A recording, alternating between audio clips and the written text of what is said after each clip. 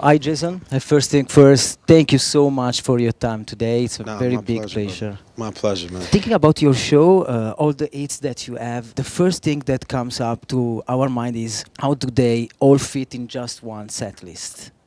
Oh, it's a real mission to try to put together the best set list because all the songs can't fit, of course, and I want to do the biggest songs, of course, but some big songs are bigger to some people than other people, Yeah. and some countries songs are bigger than in other countries, so I really try to curate like the best kind of playlist that I can for each country, and each country is very different.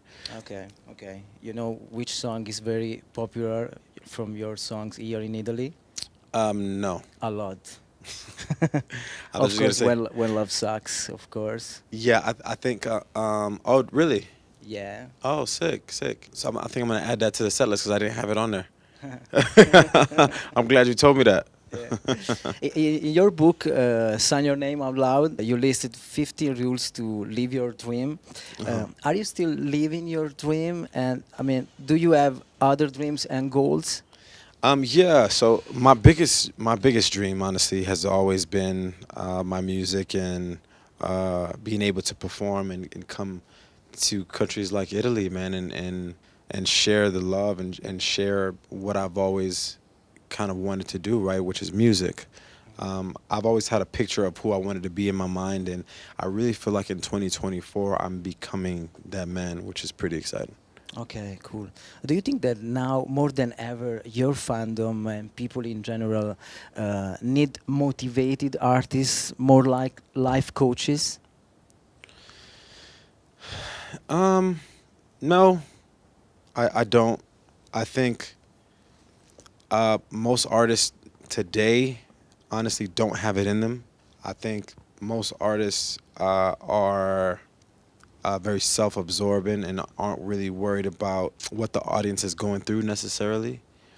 And I wish that artists were more in tune with life and how they impact the youth, because the youth is really impacted by music. You know what I'm saying? Yeah. And I was just saying this the other day, how I was in a club and Afro beats was playing, and I was like, this is just so much more positive than a lot of the other music that comes out.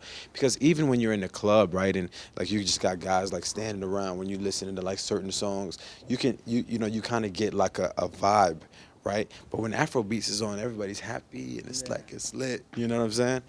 So I think it would be amazing if people took a little more time thinking about the audience and how the music affects them. Do you have any rule for your shows and for whomever comes to see you, like trying not to spend the whole time with phones in the hand, for example?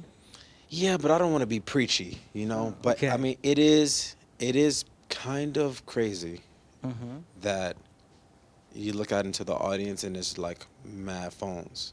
Like, I'm not gonna lie, like it's kind of crazy, and that's the world that we live in. But I'm not gonna be like an old man and be like, put your phones down, put your phones down. You know what I'm saying? But I would love if people actually enjoyed the moment, right? Because you can probably get a version of the show or that song online. Like, you don't have to be the one that films it. There's probably someone else that filmed it. You know what I'm saying? Yeah. So I would love it if people were enjoyed the moment more. I feel like in today's society, like all of us, we're all guilty of it. Yeah. My phone is literally like 3 feet away from me, which is, it's usually pretty close to. Yeah. I think we need to, all of us, when I'm talking about me included, we need to kind of just detach from our phones a little bit so we can live life a little more. Yeah, connect Yeah, people. yeah, Yeah. for sure. After all the things that you achieved in your life by far, is there something still missing from your bucket list? I mean, like something you'd love to see on your Wikipedia page? Man, the fact that I'm able to come and do the biggest rooms in the world and perform for, all these amazing fans, I mean, I'm really living my dream, man. And I Hmm. don't know that there is another piece of that bucket list musically. I'd just love to continue on this same path. Hmm. and continue inspiring and then continue doing what I love to do. In 2024, in 2025, and 26, I think I'm gonna do a little foray into acting. Okay. But in 2024, it's all music centric. Okay. In your last album, New King, you have 27 songs, a Hmm. choice that actually doesn't match with the music industry trend. Why this choice?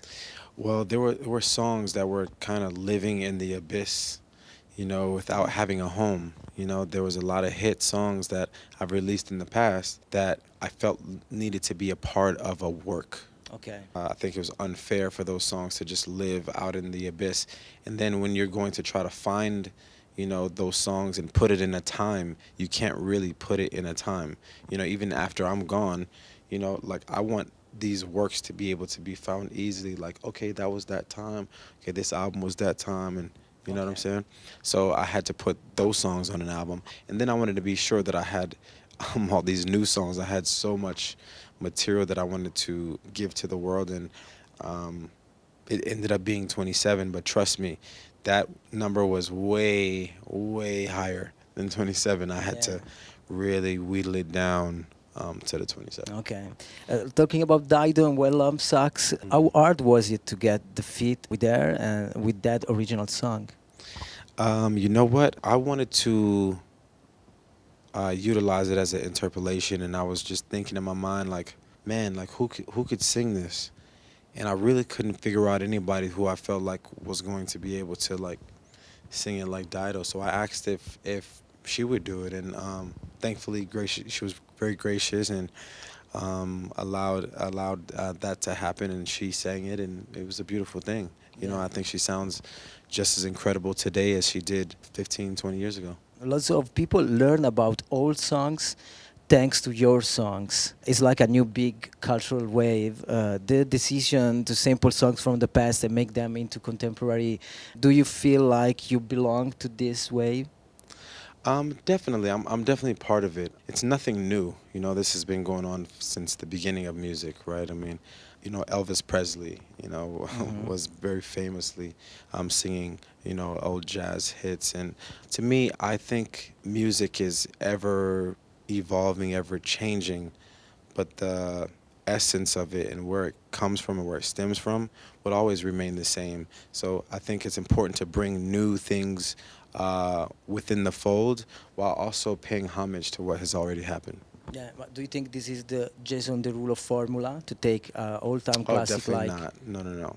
Okay. No, if it's my formula, then you have to say it's Kanye West's formula. Then you have to say it's Michael Bublé's formula. Then you have to say it's Elvis Presley's formula. You have to say Whitney Houston. You have to. The list goes on and on and on. So it's definitely not a Jason Derulo thing. Okay, okay. Any Italian Hmm. songs from the past that you'd love to rework on? I mean, not of today, not today, but Okay. Do you know something from Italian music? Some artists or songs? you got to put me on, man. You got to show me what you think. Show me what you're loving, and then from Okay. the past, maybe there's something that we can work on together with your I will knowledge do it. I will do with your it. knowledge. Yeah. Yeah. You have a discography that, in a sense, didn't needs social media to top the charts. So becoming a TikTok sensation is not necessary for your music. Mhm. What does going viral mean to you? Going viral is just creating a moment that kind of the whole world sees.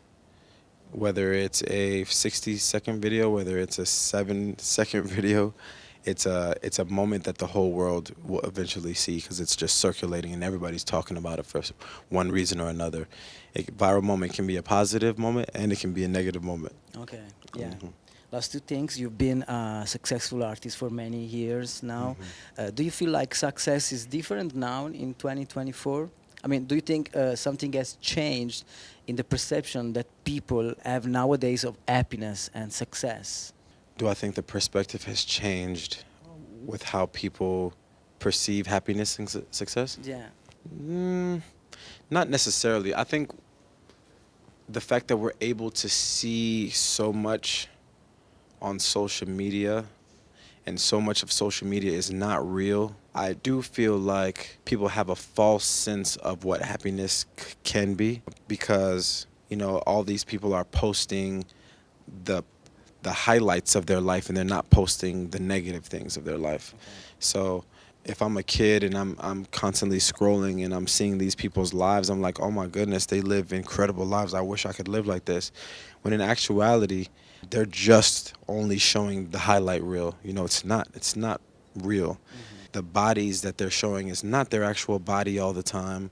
The planes that they're flying on, the private jets, is not the private jets that they're flying on all the time.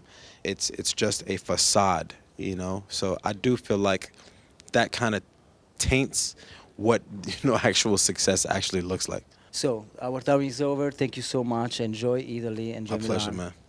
Thank You, you. brother.